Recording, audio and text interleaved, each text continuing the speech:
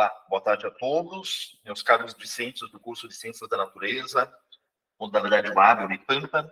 Conforme vocês já sabem, eu sou o professor André, estou aqui gravando um vídeo, uma videoaula, para resolver e comentar alguns exercícios, algumas questões da unidade 1 da componente de energia e suas transformações. Certo? Cumprindo, então, o prometido lá no nosso encontro 5. Especificamente, eu trouxe aqui 6 questões que, de algum modo, englobam uma diversidade bastante interessante de alguns assuntos que vão ser bastante úteis para que vocês assistam, para que vocês reflitam e para que vocês, principalmente, comparem com aquilo que vocês já vêm fazendo a nível de exercícios e de estudos complementares no âmbito da componente. Ok?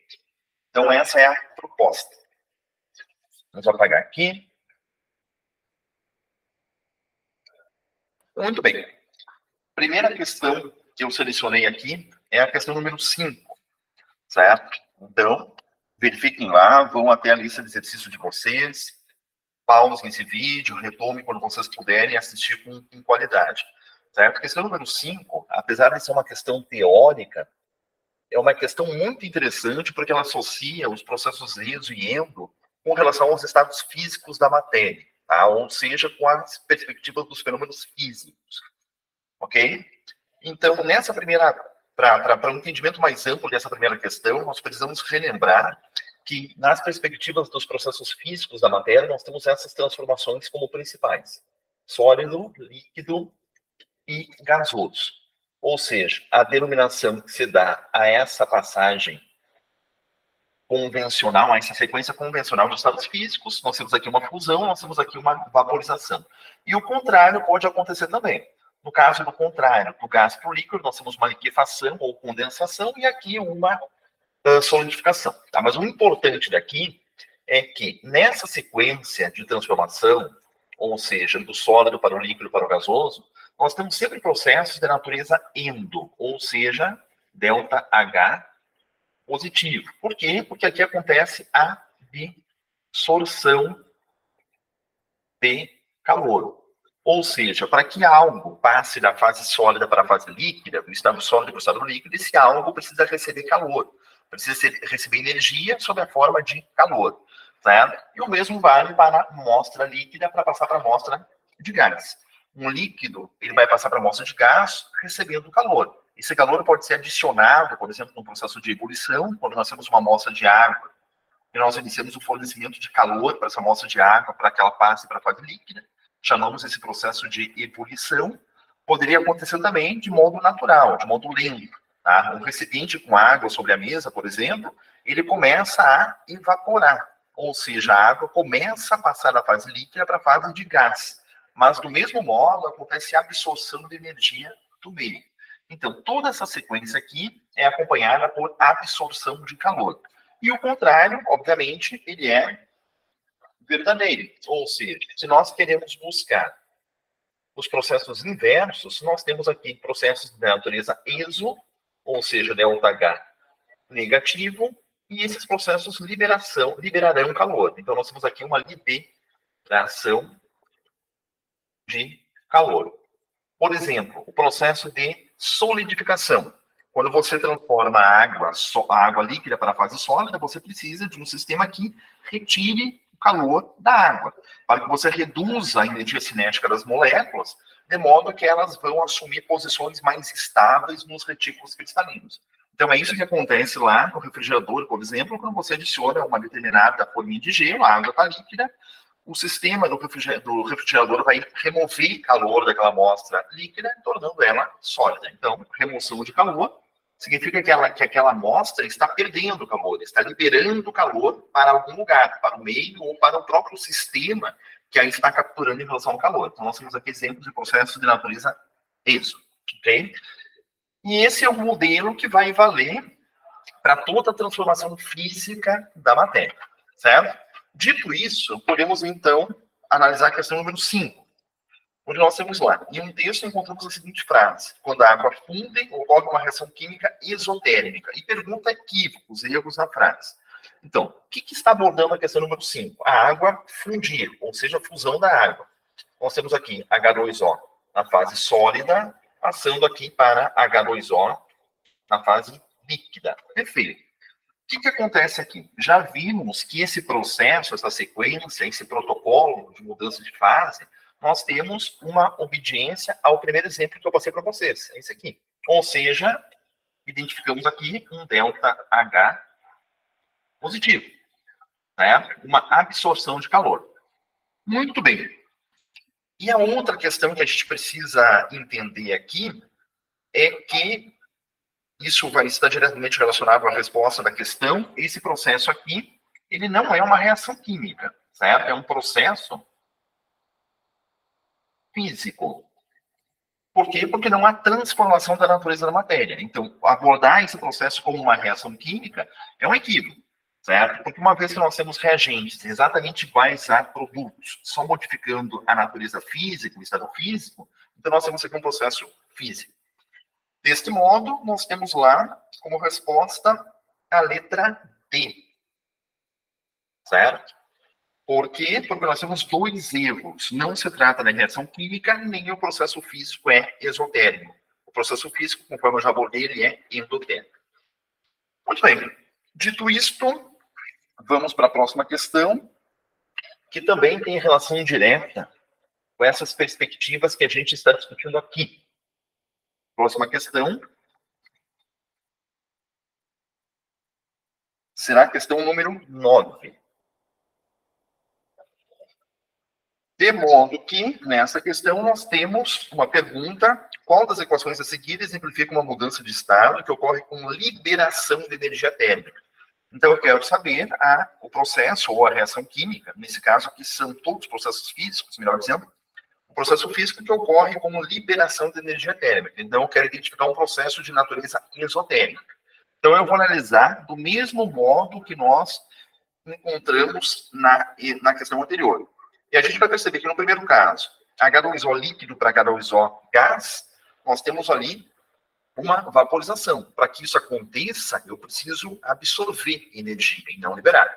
No segundo caso, água sólida para água líquida, nós temos aqui uma fusão, né? Um esquema de uma fusão. Mesmo caso no anterior, nós precisamos absorver energia para que a fusão ocorra. A letra C, ao contrário das anteriores, nós temos oxigênio gasoso para oxigênio líquido. Então, vamos colocar aqui. Letra C, oxigênio O2 gasoso para O2 líquido. Esse processo físico, ou seja, essa mudança de estado físico, só vai acontecer quando nós tivermos uma absorção, melhor dizendo, gás para líquido, quando nós perdermos calor. Certo? Você vai perder calor nesse processo, você vai ter, então, aqui ajustando uma questãozinha, tá? Só um momentinho.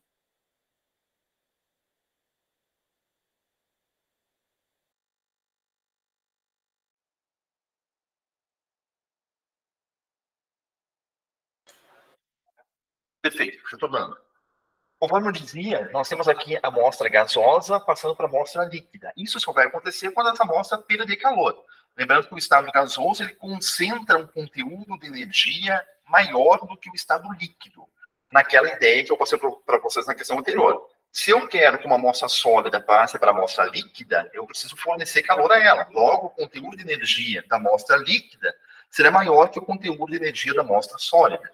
Se eu quero que uma amostra gasosa passe para a fase líquida, eu tenho que devolver a energia que ela absorveu quando passou para a fase gasosa.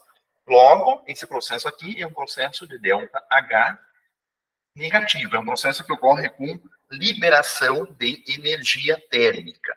Nesse caso, é a resposta correta da questão número 9.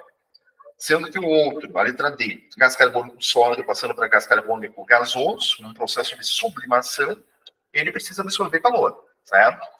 E o último exemplo aqui, o chumbo sólido passando para o chumbo líquido, a fusão do chumbo, ou o derretimento do chumbo, também ocorre com a absorção de calor, ok? Muito bem. Então, essas questões são bastante importantes para que a gente consiga fazer associações com relação às mudanças físicas, de natureza física da matéria. Tá? Lembrando desse protocolo, sólido para líquido para gás, nós temos processos que absorvem calor, e o contrário, gás para líquido para sólido, nós temos processos que vão liberar uma certa quantidade de calor. Muito bem. Vamos então para a próxima questão, que será a questão número 19, que é uma questão muito interessante e que associa algumas perspectivas importantes com relação ao modo pelo qual ela está aqui sendo proposta. Então, lá na questão 19, nós temos a 25 graus Celsius e 1 atm de pressão, tá? Que são as condições normais de temperatura e pressão, significa que eu não vou ter envolvimento nem de temperatura nem de pressão ao entendimento e resolução da questão. 1 mol de nitrogênio reagindo com 1 mol de oxigênio gasoso. Então, vamos tomar cuidado com isso. A questão apresenta, ela descreve a reação entre 1 mol de nitrogênio, tá? Então, 1 mol de nitrogênio gasoso, N2 gasoso, com 1 mol de oxigênio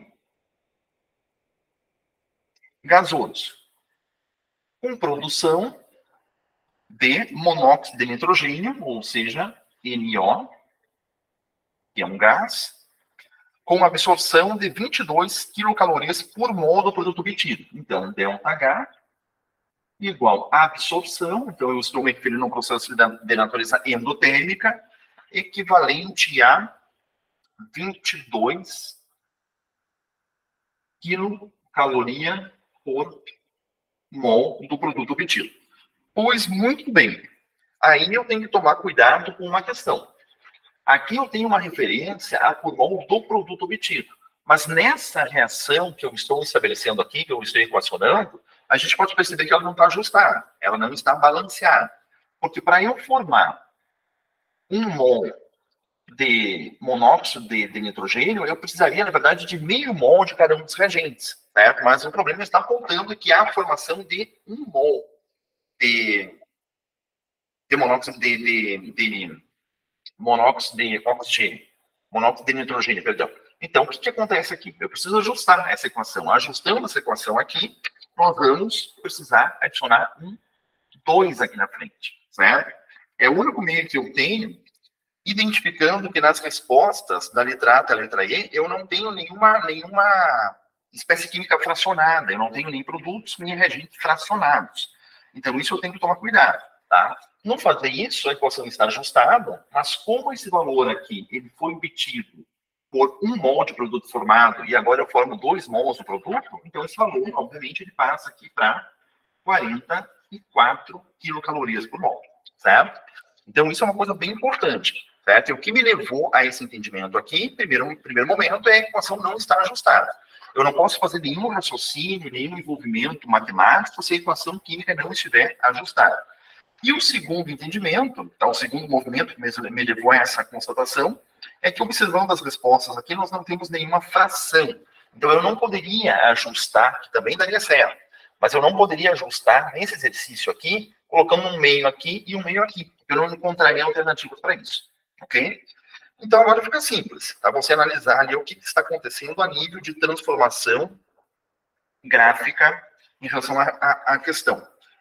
Então, o diagrama que melhor representa corretamente essa informação, aqui a gente está percebendo, temos que identificar aqui que é um valor de entalpia positivo, então há uma absorção de energia dos reagentes para os produtos, e aqui representa com qualidade, com corretividade essa questão, é a letra A, né?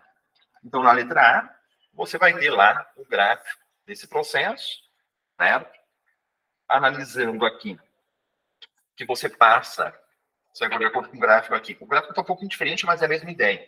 Você passa aqui de uma fase de reagentes, ou seja, N2 mais O2, e para chegar em produtos, você precisa fornecer energia. Esse aqui é a escala de energia. Então, você fornece energia e você passa, então, para o 2NO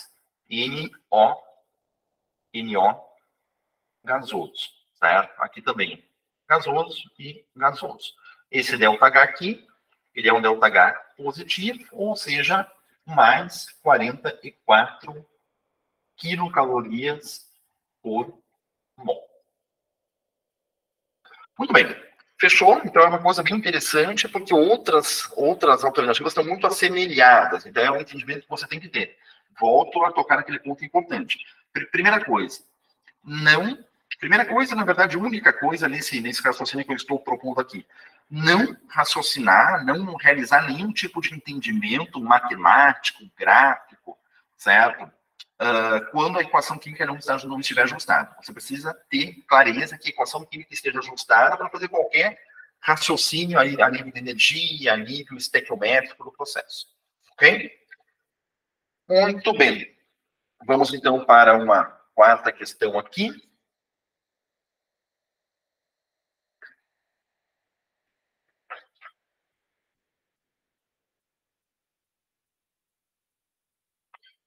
Será a questão número 24. Para a gente falar um pouquinho sobre calorimetria.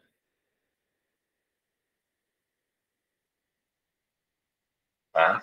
Isso também é importante, é um assunto bastante importante. Não é um assunto muito complexo, muito pelo contrário, mas como eu lembro que eu não abordei esse assunto na aula síncrona com vocês, então vamos abordá-lo, ok?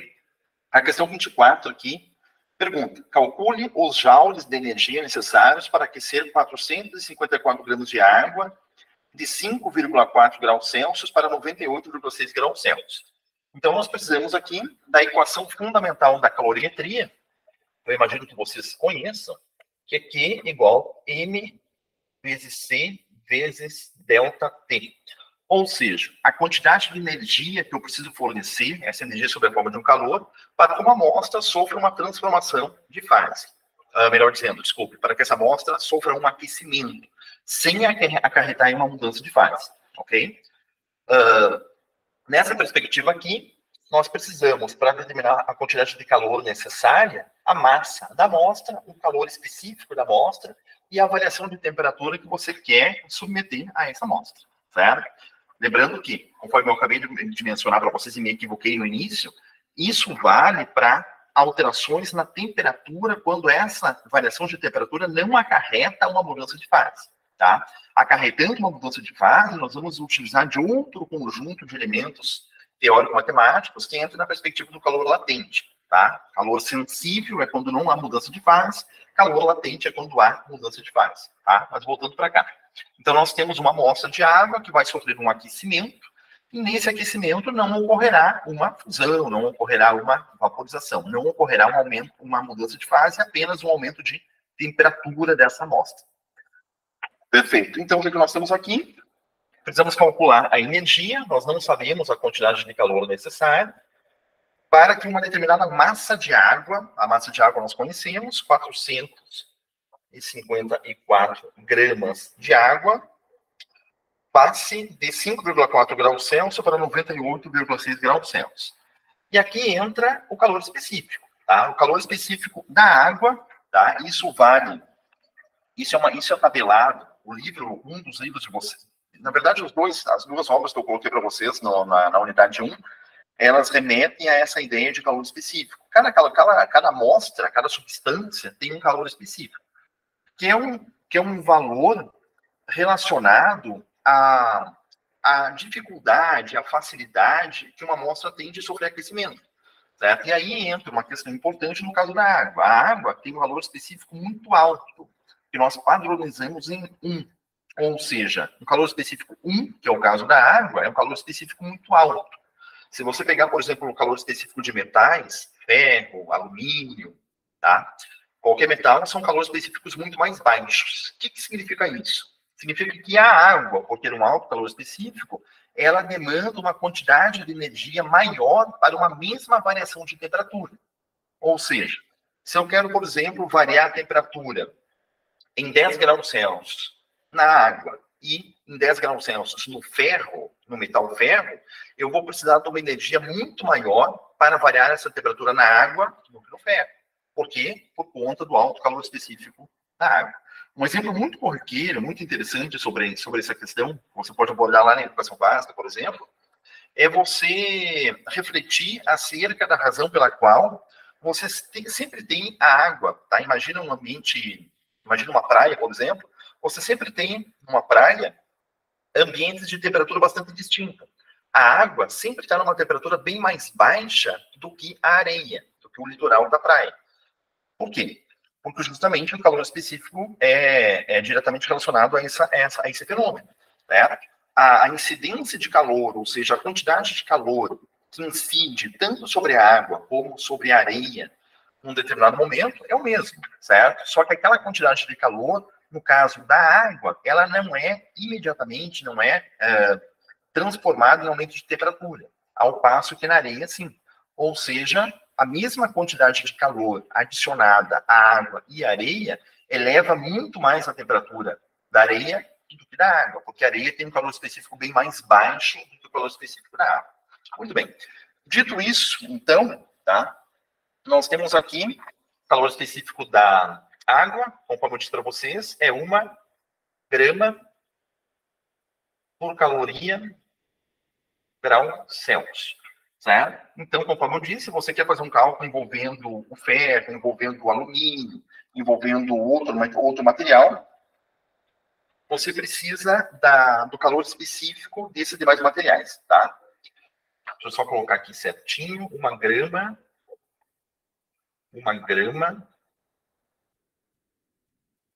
por caloria grau Celsius. Isso, agora sim. Vamos trabalhar com conversão de unidades também. E agora nós precisamos identificar a variação de temperatura que você quer fornecer à amostra. Certo? Nós temos aqui a ideia de fornecer para a amostra a variação de 5,4 graus Celsius para 98,6 graus Celsius. Então, ΔT, temperatura final menos temperatura inicial. Qual é a temperatura final? 98,6 graus Celsius menos 5,4 graus Celsius. Muito bem. Esses são os dados do problema. Certo? Então, vamos chegar no veredito matemático, 454 gramas, multiplicado por 1 grama por caloria grau Celsius, multiplicado por 98,6 menos 5,4, resposta de 93,2. Isso, 98,6 menos 5,4, 93,2. Ok, grau Celsius menos grau Celsius, grau Celsius. E agora, olhando primeiro as unidades que nós temos aqui, nós temos 454 gramas. Aqui, eu olhei, vi que isso aqui estava incorreto e não resolvi. Tá? Aqui é por isso que é importante as unidades. Caloria por grama grau Celsius. Agora sim. Perfeito. Então, 1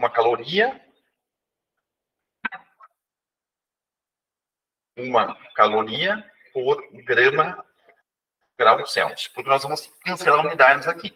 Tendo grama no numerador e grama no denominador, nós cancelamos. O mesmo vale para grau Celsius aqui. Grau Celsius denominador e grau Celsius numerador, cancelamos. De modo que a única unidade que poderá aparecer ao final do processo é caloria. Então, nós temos aqui 454 vezes 93,2, resposta de 42.000, que é igual a 42.312,8, o que? Calorias. Então, essa é a quantidade de calor necessária que você precisa adicionar à amostra de 454 gramas de água para que ela sofra a variação de temperatura indicada no problema. Ok? Lembrando que o processamento matemático é muito, muito similar, tá? Nós poderíamos, por exemplo, ter uma equação que vai pedir a massa de água necessária por uma transformação de temperatura, por uma variação de temperatura a partir do fornecimento de calor, mas o raciocínio matemático é muito similar, tá? Perfeito. Vamos, então, a uma próxima questão. Entrando já numa relação bem interessante de estequiometria com termoquímica, certo? Lembrando que a estequiometria é um assunto básico da química que nós vamos buscar para muitos entendimentos. Então, próxima questão que eu trouxe aqui é a questão 31. Vamos a ela. Se não me falha a memória, acho que o Gilmar solicitou essa questão ali no fórum de dúvidas. Muito bem, na questão 31, nós temos ali um processo químico, tá? E temos alguns problemas. Na verdade, no buscar essa questão aqui pela solicitação do Gilmar, eu percebi alguns probleminhas nela, certo? Mas não avaliando digamos, a correção ou não dessa equação, desse valor, vamos fazer o cálculo, que o cálculo tem um entendimento importante.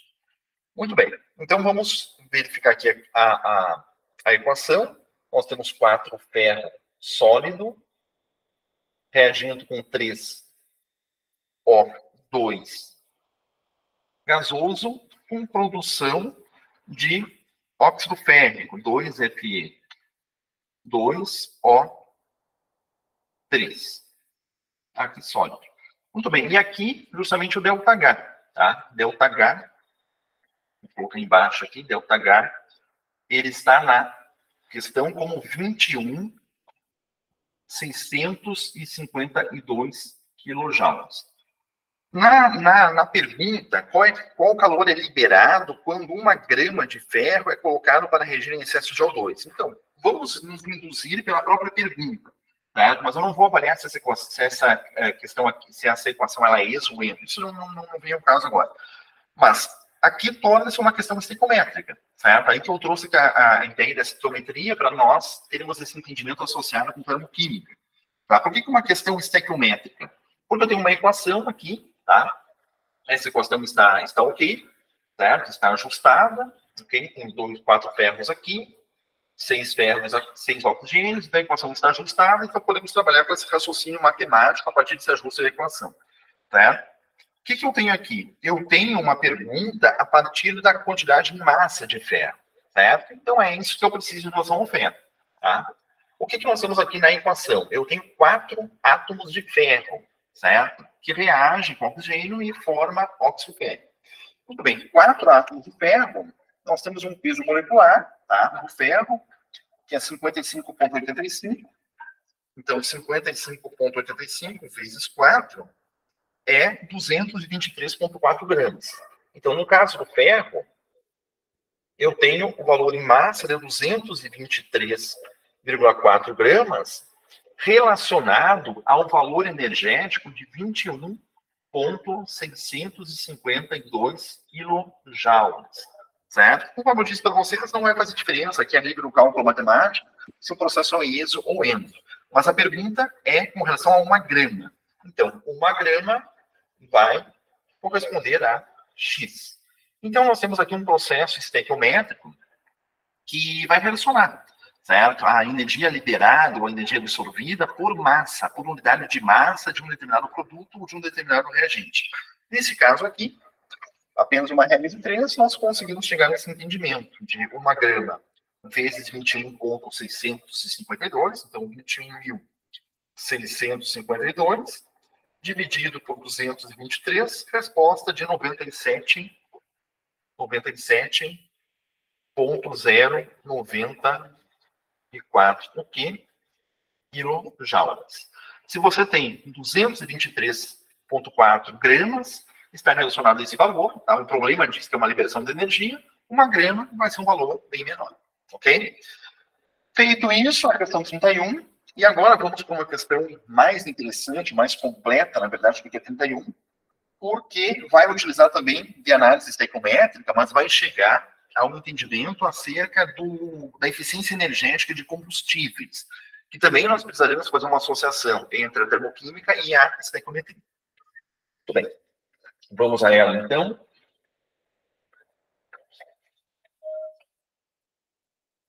Questão, conforme eu disse para vocês, questão número 42. Na questão 42, nós temos lá uma lista, tá, de alguns combustíveis ou algumas substâncias que reagem facilmente com oxigênio, liberando energia, e essa energia sob a forma de calor. São o acetileno, o etano, o etanol, o hidrogênio e o metanol. Okay? Então, vamos fazer um cálculo aqui, vamos fazer uma análise com os dois primeiros combustíveis, que são o acetileno e o etano. Tá? O que nós temos aqui, no caso do acetileno? Então, o acetileno, nós temos aqui fórmula do acetileno, C2H2, e nós temos aqui a liberação de energia, tá? Ou seja, ΔH, e essa é uma liberação de energia de combustão, é uma entalpia de combustão. Então, esse valor aqui, ele já está associado à combustão completa desse gás, no caso, o acetileno. Então, ΔH de combustão, menos 1.298, e a tabela nos dá que o valor está em quilojoules por mol. Perfeito. E o segundo combustível que nós temos aqui é o etano. Nós temos como fórmula química do etano, C2H6. E nós temos aqui ΔH de combustão do etano, valor equivalente a 1.558, o que? Quilojoules por mol, tá? Valores negativos. Valores negativos porque nós temos processos aqui com liberação de energia. Aqui a questão está pedindo para você equacionar os processos de combustão para substâncias, comparando-as quanto à sua eficiência energética. Muito bem.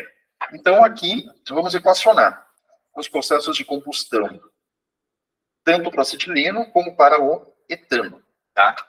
Acetileno, então, nós temos aqui C2H2 reagindo com O2, formando-se CO2 mais H2O.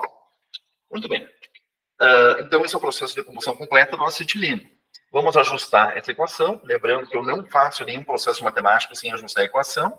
Temos aqui dois carbonos para cá. Temos aqui dois hidrogênios, está ok. Oxigênio 2 aqui na parte dos reagentes. Nós temos 4 mais 1, 5 na parte dos produtos. Tá? Então, se eu tenho aqui 4 e 1, 5, e aqui também eu tenho 2, eu tenho que inicialmente botar um 5 sobre 2 aqui. Ok? Para tirar essa fração, então a gente pode multiplicar. Convenciona-se multiplicar todas as espécies por 2. Aí você remove a fração. Então aqui tem 1 na frente vezes 2, 2. 5 meios vezes 2, resposta de 5. 2 vezes 2, 4. E aqui 1 vezes 2, 2. Então essa equação aqui está ajustada. Ok? Perfeito. Perfeito. E agora vamos, então, considerar a segunda equação, que é o etano. Tá? O etano, então, nós temos aqui C2H6 reagindo com O2, formando CO2 mais H2O. Ajustamos os coeficientes da equação, 2 carbonos, 1 carbono, 2 aqui na frente, 6 hidrogênios, 3 aqui na frente, oxigênio aqui eu tenho 2, 4 mais 3, 7, então aqui 7 sobre 2. Como nós fizemos isso na equação anterior, vamos fazer nessa também. Apareceu fração, vamos multiplicar tudo por 2. Então, aqui vem o 2, 7 meios vezes 2, 7 vezes 2, 14, dividido por 2, 7. 2 vezes 2, 4, e aqui 6. Então, as equações estão ajustadas. Ok? Aqui nós estamos ajustando a equação e fazendo esse processo, na verdade, para outros entendimentos que poderiam ser pedidos aqui. Porque lembre-se da aula 5, que eu passei, que eu trabalhei junto com vocês, que esse valor aqui do ΔH de combustão, ele poderia ser pedido, ele poderia não ser fornecido pelo problema, certo? Se ele for pedido na questão, você precisa dos ΔHs de formação, e pelos ΔHs de formação, você consegue obter o ΔH de combustão, tá? Mas nesse caso aqui, vejam bem o que nós temos, ó. Nós temos o primeiro combustível, o acetileno, liberando essa quantidade de energia a cada mol de acetileno. E o segundo, liberando essa quantidade de energia, tá, a cada mol do etano. O que significa a cada mol? A cada mol significa uma massa em gramas, certo? Então, outra informação que nós precisamos aqui é a massa em gramas do acetileno e a massa em gramas do etano. Então, vamos a essa informação aqui, certo? C2H2, peso molecular, equivalente a, vamos aqui calcular, nós temos 2 carbonos, cada carbono é 12, 24, 25, 26. 26 gramas por mol. E o segundo caso aqui, que é o etano, primeiro o acetileno, segundo o etano, C2H6, peso molecular, um pouquinho mais, né? 12 carbonos vezes 2, 24, 25, 26, 27, 28, 29, 30. Então, nós temos aqui 30 gramas por mol. Logo, esse combustível tem um peso molecular um pouco menor do que o segundo combustível. Ok? E aqui entra um seguinte princípio para nós fazermos um cálculo com relação à eficiência energética. Por quê? Porque essa energia aqui, ela é uma energia liberada por mol. Mas quando você tem uma energia liberada por mol, nós não temos uma estimativa, nós não temos como comparar dois combustíveis, porque esses combustíveis têm pesos moleculares diferentes, pesos moleculares distintos, certo? Aí que entra uma unidade de comparação que pode ser, por exemplo, a grama. Quando nós comparamos os combustíveis, não por mol, porque eles têm número de mols diferentes, eles têm, na verdade, peso molecular diferente, mas comparamos por grama, aí nós temos uma estimativa de qual é o combustível mais energético. Isto é, o combustível que libera mais energia por mol é o combustível mais energético? Nem sempre. Agora, o combustível que libera mais energia por grama é o combustível mais energético? Sim. Então, é isso que nós vamos chegar aqui. No caso desse primeiro aqui, tá, do acetileno, nós temos que 26 gramas, que é a mesma coisa que um mol, libera isso aqui de energia. Então, 26 gramas libera quanto de energia? Libera 1.298 quilojoules. E veja que eu não preciso colocar o sinal, tá? Nem devo colocar o sinal por conta da regra de 3, porque eu já estou dizendo que o processo é esotérico. Então, eu já estou dizendo que a energia ela é liberada. Então, 26 gramas libera 1.298 kilojoules, 1 grama, que é a minha unidade de interesse, vai liberar X. Certo? X aqui, 1 vezes 1.298, dividido por 26, resposta de 49,92, 49 por 92 aqui, quilojoules. Tá? Negativo, porque nós estamos sabendo, nós estamos com informação que a energia ela é liberada. E o segundo caso aqui, tá? Deixa eu verificar se vocês vão conseguir visualizar. Eu vou fazer então esse cálculo aqui, para que apareça na minha tela. Ok, perfeito. Então, o que eu tenho aqui? O caso do etano. Qual é o peso molecular do etano? 30 gramas. Então, 30 gramas de etano libera quanto? Libera 1.558 quilojoules. Ok? 1 grama irá liberar X. X será o quê? 1.558 dividido por 30. Resposta de 51,93 quilojoules. Aqui posso colocar por grama, aqui também posso colocar por grama. Certo? Então, aqui nós temos uma base segura para comparar esses dois combustíveis, o acetileno e o etano, com relação à sua eficiência energética. Se o primeiro, o acetileno, libera 49,92 kJ por grama, e o segundo, o etano, libera 51,93 kJ por grama, agora sim eu tenho uma unidade segura para apontar que dentre esses dois combustíveis comparados, nós temos aqui o segundo, ou seja, o etano como mais energético, ok? Ou com eficiência de energia mais intensa, certo? Eu recomendo que vocês façam com os demais combustíveis, tá? É um cálculo muito interessante, é um processo muito interessante para você trabalhar com combustíveis que são no nosso dia a dia, certo? Etanol, alguns componentes presentes na gasolina, etano, propano, butano, certo? Gás de cozinha, ou seja, vários combustíveis ao nosso dia a dia são passíveis de comparação para você fazer determinações matemáticas e identificar qual combustível é mais eficiente energeticamente. Ok, gente? Muito bem, vamos parando por aqui. Então, eu espero que sejam úteis essas discussões. E qualquer dúvida, podem retomar qualquer tempo aqui que a gente vai fazer o possível para respondê-los. Tá? Grande abraço para todos e até a próxima.